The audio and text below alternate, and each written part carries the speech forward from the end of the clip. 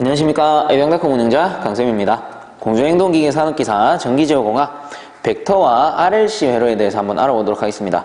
교재 413페이지고요. 거기 동그라미 6번에 보시면 사인파 교류의 벡터 해서 나오죠. 자, 벡터입니다. 벡터. 흔히들 이렇게 칠판에다가 벡터라고 적으면 10분 중에 9분들은 이렇게 얘기해요. 와, 저거 어려운 건데 어떻게 하지? 막 이렇게 힘들어 한단 말이에요. 치를 떨어요, 어떤 분들은. 자, 근데 이 벡터라는 거는 사실 어려운 거 맞아요. 근데 어떨 때 우리 고등학교 3학년 때 수능 시험 볼 때 그때 배운 벡터는 정말 어려운 거예요. 왜? 벡터에 A부터 Z까지 해야 되기 때문에 기본적인 미분, 적분 다 돼야 되고, 그럼 뭐 흔히 우리 전기 기사 시험 친다 그러면은 계산기 두드려 보면 인테그랄까지 막 나온단 말이에요. 근데 그런 벡터가 아니죠. 이건 뭐예요? 공조행동 산업기사 전기제어에서 나오는 그 벡터라는 거는 그냥 표시 방법만 아시면 돼요. 이 벡터는 표시 방법만 알면 된단 말이에요. 그래서 편하게 그냥 듣고 넘어가시면 돼요. 자, 그러면 여기서 말하는 벡터의 의미란 건 무엇이냐? 교류의 크기를 나타내요. 교류의 크기. 즉 시시각각 변하는 교류의 크기를 나타내기 위해서 이렇게 우리가 벡터의 표시 방법을 배운다. 이렇게 의미를 정리하시면 될 것 같고, 자, 그럼 교류의 크기를 나타내는 두 가지 방법. 자, 한 가지가 스칼라, 그리고 한 가지가 벡터란 말이에요. 그럼 요 두 가지의 차이점은 무엇입니까? 스칼라라는 녀석은 크기만 나타내요. 어떠한 크기를 나타내고, 벡터라는 녀석은 크기와 방향을 같이 나타내 줍니다.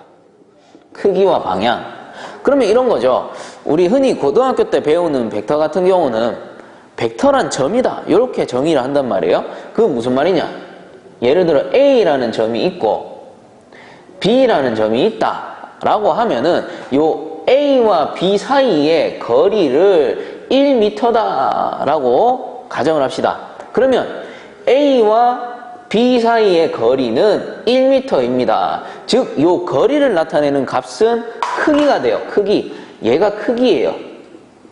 그래서 AB는 1m다. 요거는 뭐예요? 스칼라입니다. 스칼라. 크기만 나타났기 때문에. 근데 예를 들어서 A와 B가 사람이다. A라는 사람과 B라는 사람이 있다. 그러면 A라는 사람과 B라는 사람이 마주하고 있는 거예요. 근데 이때 A라는 사람이 B를 쳐다봤냐? 아니면 B라는 사람이 A를 쳐다봤냐? 이건 뭐예요? 방향성이란 말이에요. 그럼 예를 들어서 A라는 사람이 B를 쳐다봤어요. 그러면 A라는 사람이 B를 쳐다봤다. 이렇게 화살표로 표시를 해줄 수가 있는 거죠. 물론 화살표는 의미가 없습니다만 우리가 방향을 표시해주기 위해서 제가 이렇게 그린 것 뿐입니다. 그러면 얘를 벡터로 나타내면 A라는 사람이 B를 쳐다봤다, 이렇게 쓸 수가 있는 거예요. 그러면 A라는 사람이 B를 쳐다봤구나. 크기는, 거리는 1m 거리에서 쳐다봤다. 그럼 이렇게 크기와 방향을 같이 나타내주면 이건 뭡니까? 크기와 방향, 벡터가 되는 거죠. 요런 게 벡터예요. 스칼라라는 거는 크기만 나타낸 거, 벡터라는 거는 크기와 방향을 같이 나타내 준 거. 이렇게 구분을 하시면 될 것 같고, 그러면 우선은 교재에 한번 돌아가가지고 사인파 교류의 벡터에서 기역에 스칼라 양 줄 거 주세요. 길이나 온도 등과 같이 크기라는 하나의 양만 표시. 자, 크기만 표시하면 스칼라. 그 다음 벡터량 줄 거 주세요. 힘과 속도와 같이 크기와 방향으로 2개 이상의 양이 표시. 크기와 방향을 표시하면 벡터다. 자, 그 다음에 이제 밑에 중요한 내용. 벡터의 표시에서 나오죠. 거기 보시면 A, B, C, 벡터의 크기, 벡터의 방향, 벡터의 표시에서 나오는데 C부터 볼게요. 벡터의 표시.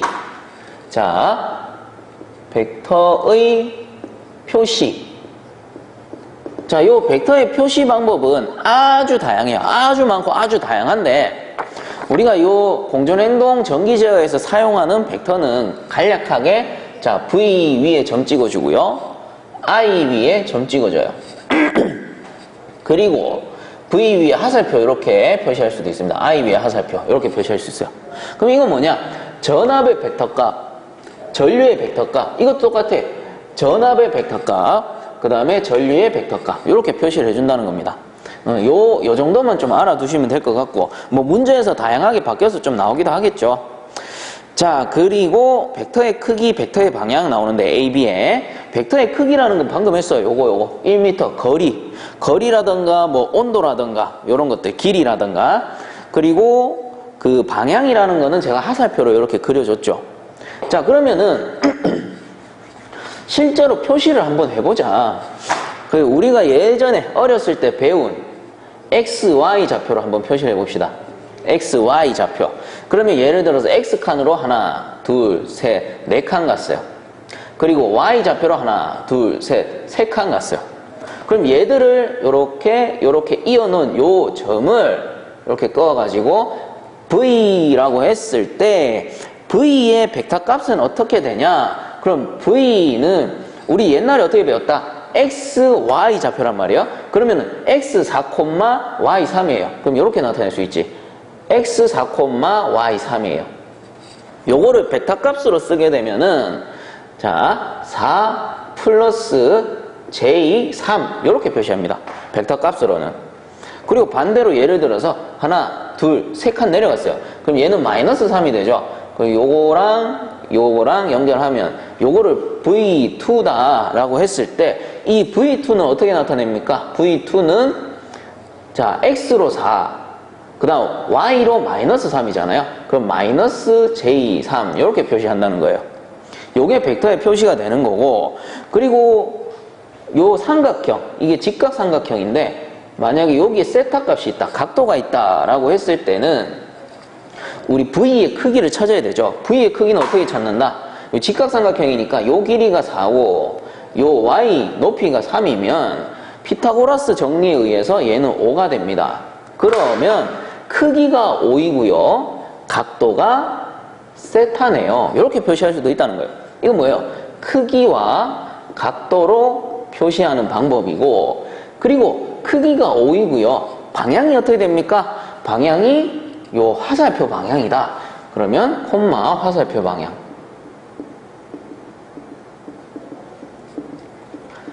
자, 이거는 뭡니까? 크기와 방향으로 표시한 방법이 되겠죠. 그래서 벡터의 표시 방법은 이런 식으로 할 수가 있다라는 거예요.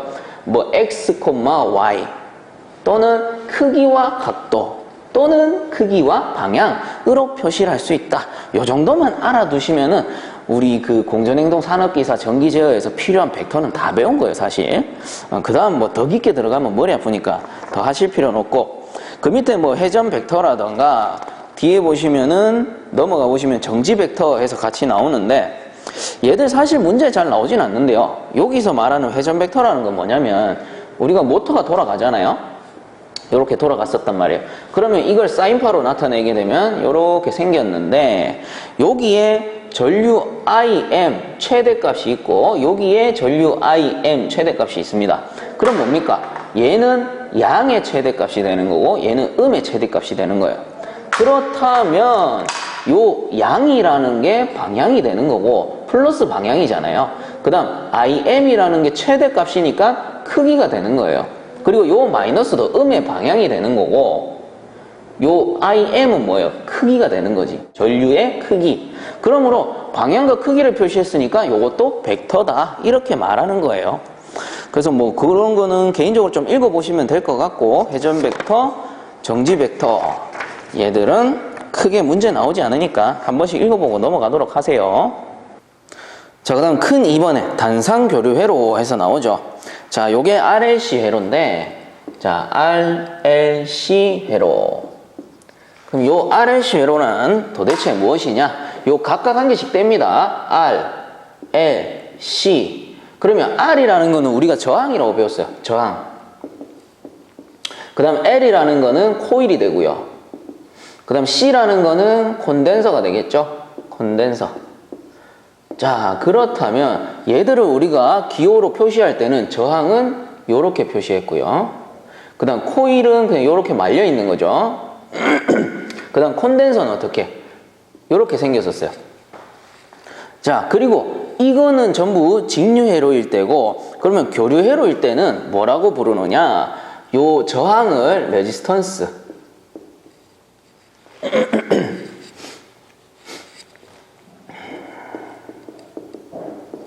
그리고 코일을 인덕턴스,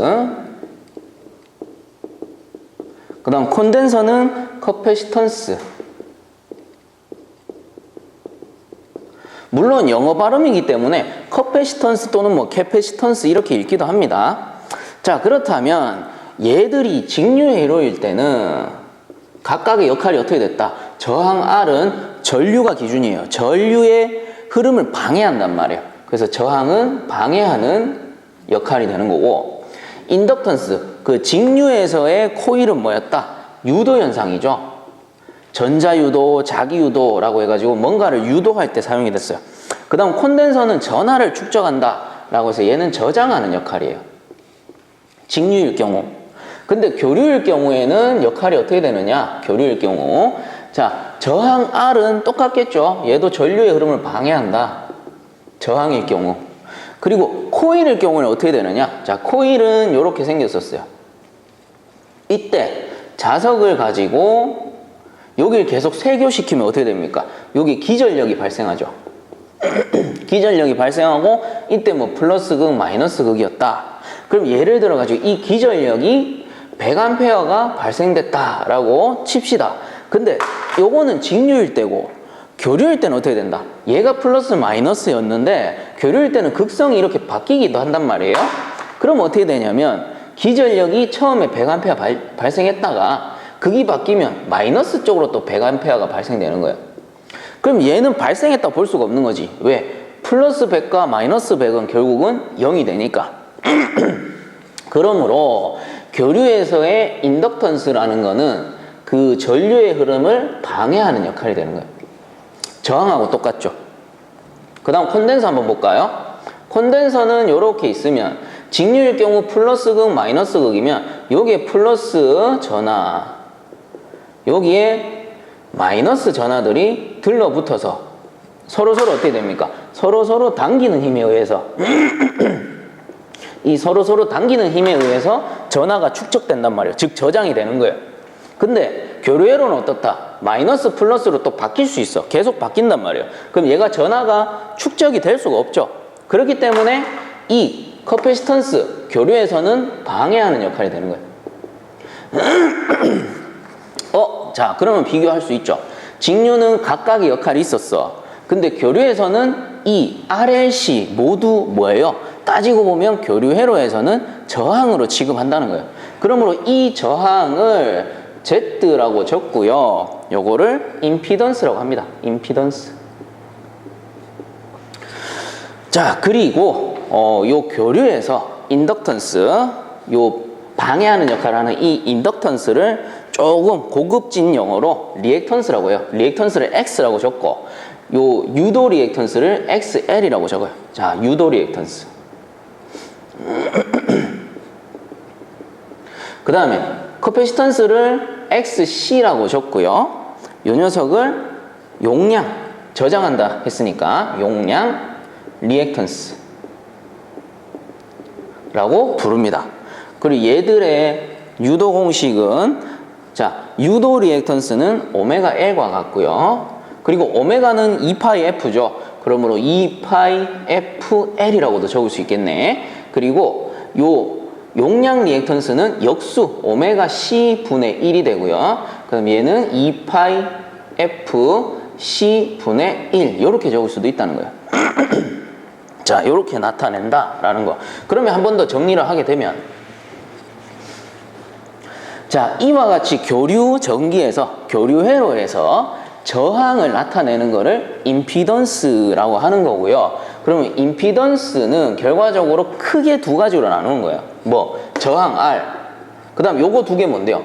리액턴스잖아요. XL, XC란 말이에요. 그래서 리액턴스. 자, 요게 임피던스가 되고, 임피던스가 결과적으로 뭐다? 교류에 나타나는 모든 저항값. 그 다음에 요 임피던스는 크게 두 가지, 저항과 리액턴스로 나타낸다. 그리고 요 리액턴스 또 두 개가 있죠. XL, XC라고 해서 요게 유도 리액턴스, 용량 리액턴스, 유도 리액턴스, 용량 리액턴스. 그럼 공식으로 적으면 얘는 오메가 L, 그리고 2파이 FL, 그리고 얘는 오메가 C 분의 1 역수죠. 그 다음에 2파이 FC 분의 1로 나타낼 수 있다라는 거예요. 자, 그래서 이것만 좀 기억을 해주시면 될 것 같고, 그럼 결과적으로 전류를 구하는 공식은 어떻게 된다? 직류일 때는 옴의 법칙에 의해서 전류 I는 R분의 V로 구했단 말이에요. 근데 교류일 때는 I는 임피던스 분의 V가 되겠죠. 모든 저항값이니까. 자, 이렇게 나타낼 수 있다라는 겁니다.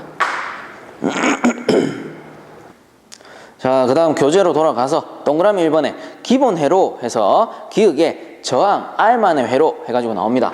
자, 저항만 존재할 때죠. 회로로 그려보면 이렇게 해가지고 저항 R만 존재하는 상태고, 여기에다가 전원을 연결을 하게 되겠죠. 이런 식으로. 자, 그럼 얘가 저항 R이 되고, 이 녀석 요 S자 표시가 교류회로를 뜻하는 거야. 교류회로. 그럼 요건 뭐다? 교류회로의 전원이 되겠구나. 그럼 전원이니까 전압 V가 발생할 거고, 그로 인해서 전류 I가 흐르게 됩니다. 그러면 이때 요 전류를 한번 구해보자. 전류 I는 교류회로일 때는 임피던스 분의 전압이었죠. 임피던스가 교류회로의 모든 저항을 나타내니까. 근데 요 회로에서는 뭐만 있어요? 저항 R만 있단 말이야. 그렇다면 이거는 우리 앞에서 했습니다. 직류회로에서의 저항 R값과 교류회로에서의 저항 R값은 어떻다? 같다라고 했어요. 그러므로 이 임피던스는 저항만 있으면 R분의 V가 되는 거예요. 자, 그리고 교재에 보시면 R분의 V는 R분의 VM 사인 오메가 T 이렇게 나타냈는데, 이 크게 어려울 게 없는 게, 자, R분의 요 전압을 순식값으로 적으면 어떻게 돼요? V max VM 사인 오메가 T 이렇게 쓸 수가 있단 말이에요. 즉, 이 전압 V를 순식값으로 나타낸 것 뿐입니다. 자, 그리고 그 옆에는 전류를 순식값으로 나타낸 거죠. 전류 I 그대로니까 I M 사인 오메가 T, 그리고 전류를 구했으니 당연히 암페어, 이렇게 나타낼 수 있다는 거예요. 그 교재 내용이 요거예요. 순식값으로 나타냈을 뿐 어려운 내용이 아니더라. 자, 그렇다면 요 저항만의 회로에서 위상을 한번 나타내 본다면, 자, 위상을 한번 나타내 보자. 우선은 위상이라는 거는 전압과 전류의 위상이 나타나는 거예요. 그러면은 전압은 요렇게 흐르더라. 사인파 형태로 요게 V였다. 그리고 전류는 약간 낮게 흐르는데 요렇게 걸치고 요렇게 걸쳐요. 요게 전류 I가 되는 겁니다. 근데 이때 보면은 전압과 전류의 양은 조금 다를지언정 위상은 어때요? 2점, 2점, 2점. 같죠? 위상차가 없는 거예요. 그래서 이렇게 나눠보면 어때? 위상차가 없는 거야. 같은 거야. 그래서 동위상이다 라고 해가지고 동상이다 이렇게 나타내요. 동상이다. 자, 그렇다면 교재 한번 읽어봅시다. 요 식 밑에부터 읽어볼 거예요. 이때 전압 V와 전류 I는 다음과 같이 나타낼 수 있으며, 회로에 흐르는 전류 I는 회로에 가해준 전압 V와 시작하는 원점 및 최대가 되는 시각이 같은 모양으로 줄 꺼주세요. 전압과 전류는 위상이 같다. 줄 꺼주시고 밑에다가 동상 이렇게 적어주시면 되겠죠. 자, 그 다음 뭐 넘어가 보시면은 위쪽에 보시면 전압 V와 전류 I의 시력값 V와 I는 해서 공식 나오는데 요거 앞에서 다 배웠던 내용입니다. 뭐 최대값에다가 루트 2 나눠보면은 시력값 나온다 라고 했죠. 그 밑에 것도 전압 V와 전류 I 벡터 양은 해서 크기와 각도로 나타낸 것 뿐이죠. 그렇게 참고적으로 보시고 넘어갑니다. 니은에 보시면 인덕턴스 L만의 회로 해서 나오는데, 자, 방금 R만의 회로에 대해서 배웠고, 그러면 인덕턴스 L만 있을 때는 어떻게 되느냐? 자, 이렇게 해가지고 인덕턴스 뭐였어요? 코일이었죠. 이렇게 감겨 있는 거 코일. 자, 요 코일만 있을 때는 또 어떻게 되느냐? 여기에다가 전원을 넣고요. 이렇게 코일 L이 되는 거예요. 인덕턴스. 그러면 똑같이 요것도 교류회로니까 전압 V가 발생할 거고, 그로 인해서 전류 I가 흐를 거란 말이에요. 자, 그러면 이때 전류값 I를 구해보자. 전류값 I는 뭐예요? 임피던스 분의 V란 말이야. 임피던스 분의 V예요. 자, 근데 이때 요 L 뭐예요? 인덕턴스. 인덕턴스의 임피던스 값은 뭐였어? 요거는 XL로 나타냈죠. 유도 리액턴스라고 했습니다. 그리고 유도 리액턴스 XL분의 V로 나타낼 수 있고, 이 XL은 또 뭐라고 적을 수 있어요? 오메가 L 분의 V 이렇게 적을 수도 있단 말이에요. 그리고 이 오메가가 뭐예요? 2파이 F란 말이야. 그럼 또 이렇게 적을 수도 있는 거지. 2파이 FL 분의 V 이렇게 적을 수도 있는 거예요. 자, 그리고 이제 교재에 나와 있는 내용들은 뭐냐면은 요거죠, 요거. 오메가 L 분의 V, 즉 I는 오메가 L 분의 V인데, 이때 요 V가 또 순식값으로 나타나는 거예요. 그럼 다시 적어 본다면 오메가 L 분의 VM 사인 오메가 T라고 적으면 되는데, 오메가 T라고 적어도 되는데, 여기 뒤에 뭐가 붙어 있다? 요렇게 해가지고 마이너스 2분의 파이라고 돼 있어요. 그러면 이 마이너스 2분의 파이는 뭡니까? 자, 그럼 위상으로 한번 나타내 보자. 요렇게 해가지고 요게 T 플러스 마이너스 위상으로 한번 나타내 보니까 어떨 때? 요 L만의 회로, 인덕턴스만의 회로일 때 나타내 보니 전압값이 요렇게 나타나고 V, 그 다음 전류값은 요 전압값의 반 정도 요 위치에서 이렇게 나타나더라라는 겁니다. 요게 I. 그렇다면 우리 앞에서 저항만의 회로 같은 경우는 요게 동상이었어요. 근데 현재 요 인덕턴스만의 회로는 어때요? 요렇게 해가지고 이 세타만큼의 위상차가 발생한 거죠. 위상차. 근데 얼마가 발생했느냐 딱 따져보니까 90도만큼 위상차가 발생한 거예요. 그럼 요거를 호도법으로 써보니 90도는 2분의 파이죠. 2분의 파이. 자, 그렇다면 어떻게 보느냐 하면은 제가 앞에서 가르쳐 드렸죠. 요게 V가 0초에 출발한 거고 I가 3초에 출발한 거예요. 근데 기준은 전류가 되는 거예요. 전류 I가 기준이 되는 거예요. 그렇다면 전류 I는 전압보다 세타만큼 어때요? 3초 늦게 출발했으니까 뒤진다라는 게 되는 거죠. 그렇기 때문에 뒤지기 때문에 요 마이너스를 넣어주는 거예요. 마이너스 2분의 파이. 90도만큼 위상차가 생기니까. 자, 그 식을 나타내는 겁니다. 자, 그렇다면은 그 그림 밑에 한번 읽어볼게요. 전압 V와 전류 I는 회로에 흐르는 전류, 자, 줄 거 주세요. 전류 I는 회로에 가해준 전압 V보다 위상이 90도, 즉 2분의 파이 라디안만큼 늦는다, 뒤진다 이 말이고, 자, 요거를 I가 늦을 경우를 지상이라고 그래요. 지각했다. I가 V보다 지각했다. 지상이라고 합니다. 그래서 거기 밑에다가 지상이라고 적어주세요. 자, 그 다음에 커패시던스만의 회로 한번 봅시다. 자, 그 다음 디귿에 커패시던스 C만의 회로 한번 봅니다. 자, C만의 회로 요렇게 해가지고 요렇게 생겼겠죠. 자, 그러면 요 C만의 회로 전원이 공급되고 전압 V가 발생하고 그로 인해서 전류 I가 생깁니다.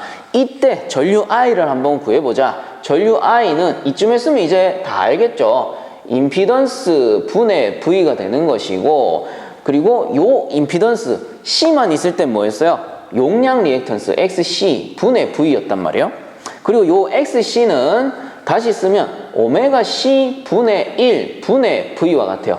요게 오메가 C 분의 1이잖아요. 그럼 역수 취하게 되니까 다시 쓰면 오메가 C V와 같죠. 근데 오메가가 또 뭐야? 2파이 F란 말이야. 그러면은 2파이 F C V와 같구나. 이렇게 쓸 수가 있는 겁니다. 그리고 교재에서는 보시면은 I 값은 오메가 C V인데, 자, 요거죠, 요거. 오메가 C V인데, 여기다 VM 사인 오메가 T에다가 뭐 했어요? 플러스 2분의 파이 이렇게 해놨단 말이에요. 이제는 아시겠죠? 요게 순식값인 거고 2분의 파이라는 건 뭐야? 위상이 90도 앞섰구나 이렇게 볼 수 있는 거예요.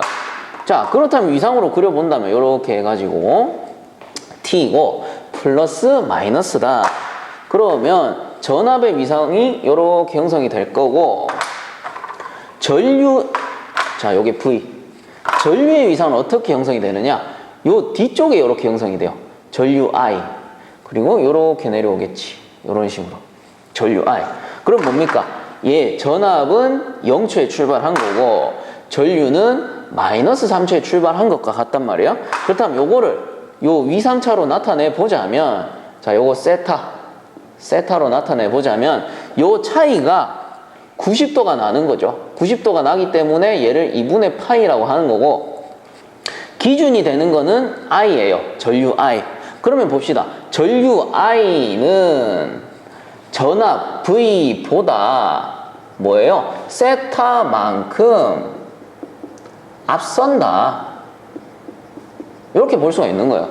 그러므로 얘는 진상이다. 진상. 앞에 늦은 거를 지각했다. 지상이라고 했고요. 이렇게 I가 빠른 거를 진상이다. 이렇게 보는 겁니다. 그걸 나타내 주는 거죠. 진상을 나타내 주는 겁니다. 자, 그렇다면 넘어가가지고 한번 읽어봅시다. 416페이지에 매니의 그림 밑에 이때 전압 V와 전류 I는 회로에 흐르는 줄 거 주세요. 전류 I는 회로에 가해준 전압 V보다 위상이 90도, 즉 2분의 파이 라디안만큼 빠른 것을 알 수 있다 해서 밑에다가 뭐라고 적는다? 진상이다. 이렇게 적어주시면 되죠. 자, 그 밑에 RLC 직렬회로 해서 나오죠. 동그라미 기역에 RL 직렬회로 나오고요. 그 다음 넘어가셔서 417페이지 매니에 니은에 RC회로 나옵니다. 그리고 맨 밑에 디귿에 RLC 직렬회로 해서 나오죠. 자, 요 녀석들은 뭐냐면 우리가 앞에서 R만의 회로, L만의 회로, C만의 회로에 대해서 배웠어요. 근데 예를 들어가지고 L만의 회로다. 인덕턴스 회로죠. 인덕턴스 회로인데 L, 코일만 존재한다고 해가지고 인덕턴스만의 회로가 되느냐? 그건 아니란 말이에요. 왜냐하면 코일이라는 거는 결과적으로 전선하고 연결이 돼 있죠. 근데 전선이라는 거는 전류에서 봤을 때 결과적으로 저항, R이 되는 거예요. 그러므로 L만의 회로다 라고 해가지고 L만의 회로가 되는 게 아니고 사실은 RL 회로가 되는 거예요. 사실 우리가 쓸 때는. 자, 그런 거를 이해하기 위해서 이 RLC 직렬 회로를 배우는 건데, 그 맨 밑에 디귿에 RLC 직렬 회로 한번 봅니다.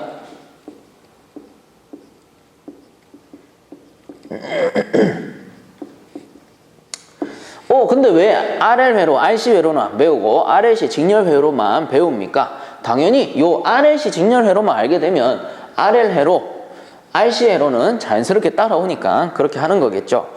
자, 그러면 요 녀석들의 구성은 어떻게 되느냐? RLC니까 당연히 저항 R이 있을 거고, 그 다음 L, 코일이죠. 코일이 이렇게 있고, 그 다음 커패시턴스, 콘덴서 C 이렇게 있을 겁니다. 그럼 여기에다가 전원 이렇게 넣어 봅시다. 교류회로에 전원을 넣게 되면 전압 V가 발생하고 전류 I가 흐르겠죠. 이 녀석이 RLC다 라고 했을 때, 그럼 이렇게 적어놓고 임피던스를 한번 구해보자고요. 임피던스 Z는 뭐였어요? 임피던스 Z는 결과적으로 R 그리고 리액턴스였죠. R과 리액턴스였어요. 그러면 여기서 보면은 요 회로에서 봤을 때 저항 R이 있고 리액턴스는 지금 두 개죠. 그 유도 리액턴스와 용량성 리액턴스 XL과 XC가 존재하고 있는 상태예요. 근데 요거 다 어떻게 하면은 저항을 구할 수 있느냐? 우리 직류 회로에서 저항 R이 직렬로 연결되어 있을 때 어떻게 했어요? R1, R2, R3라고 하면 R1 더하기 R2 더하기 R3 했잖아요. 그거랑 거의 똑같아요. 자, 요거는 어떻게 쓰냐? 직렬 회로일 때 이렇게 임피던스 Z는 R 더하기 JX라고 씁니다. 저항 더하기 뭐예요? 리액턴스죠. 리액턴스인데 왜 이렇게 쓰냐 하면은 예를 들어서 직각삼각형이 이렇게 있어요. 직각삼각형. 그러면 R이 X좌표, 요게 X좌표잖아요. X좌표가 R이 되는 거고, 그 다음에 Y좌표가 X가 되는 거예요. 이때 임피던스가 요 빗변의 값이 됩니다. 임피던스. 그러면 요걸 다시 쓰면은 피타고라스의 정리로 쓸 수 있는 거죠. 루트 R의 자승 더하기 X의 자승으로 쓸 수가 있는 거예요. 자, 그리고 이때 요 X 값을 풀어보면은 요건 벡터의 차입니다. R2 더하기 자 XL-XC의 자승 이렇게 쓸 수가 있단 말이에요. 벡터의 차. 자, 요거 두 개는 위치가 바뀌어도 상관없어요. 왜? 제곱이 있으니까 결국은 플러스가 나온단 말이에요. 자, 그렇다면 우리가 앞에 배웠던 거를 그대로 한번 대입해보자. 루트 R 자승 더하기 XL은 결과적으로 오메가 L이었어요. 그리고 마이너스 요건 뭐예요? 오메가 C분의 1이었잖아요. 의 자승 이렇게 되는 거지. 뭐 물론 오메가 L을 2파이 FL 마이너스 2파이 FC 이렇게 적을 수도 있는 거죠. 자, 그래서 결과적으로 직렬 RLC 직렬 회로에서의 임피던스 값은 루트 R의 자승 더하기 오메가 L 마이너스 오메가 C 분의 1의 자승과 같다 이 말입니다. 요게 RLC 직렬 회로예요. 그래서 요 공식 하나는 무조건 알고 지나가야 됩니다. RLC 직렬 회로 요 공식 하나, 임피던스는 루트 R의 자승에 더하기 오메가 L 마이너스 오메가 C분의 1의 자승과 같다. 자, 그렇다면은 RL 회로는 어떻게 됩니까? RL 회로는 뭐예요? C가 지워졌잖아. 그럼 요 공식에서 요거 C만 지워버리면 되지. 그러면 RL 회로가 되는 거고, 그러면 RC 회로는 어떻게 됩니까? L만 지우면 되잖아. 여기 가운데 오메가 L만 지워버리면 되죠. 요게 RC 회로가 되는 거예요. 그래서 요 공식 하나만 알고 지나가면은 문제 푸는데 크게 지장이 없겠더라라는 거고요. 그리고 뭐 거기 밑에 보시면 동그라미 3번에 RLC 병렬 회로 해가지고 나오는데, 이 병렬 회로는 사실상 문제에 거의 다뤄지지 않기 때문에 그냥 넘어가시면 돼요. 이건 뭐 우리가 직렬 회로에서는 R1 더하기 R2 더하기 R3 했는데, 그 병렬 회로에서는 어떻게 했어요? R1분의 1 더하기 R2분의 1 더하기 R3분의 1분의 1 했단 말이에요. 그런 것처럼 이 병렬 회로는 역수를 취하게 되는 거예요. 뭐 그 정도만 이해하시고 넘어가시면 되고, 크게 뭐 문제 푸는 데 지장이 없으니까 그냥 읽어보고 넘어가시면 될 것 같아요. 자, 이번 시간은 여기서 마치도록 하고요. 본 강의가 도움되셨다면 유튜브 에듀영닷컴 검색 후에 구독과 함께 영상 하단에 보시면 따봉 버튼 있으니까 한 번씩만 눌러주시면 감사하겠습니다. 자, 수고들 많이 하셨습니다.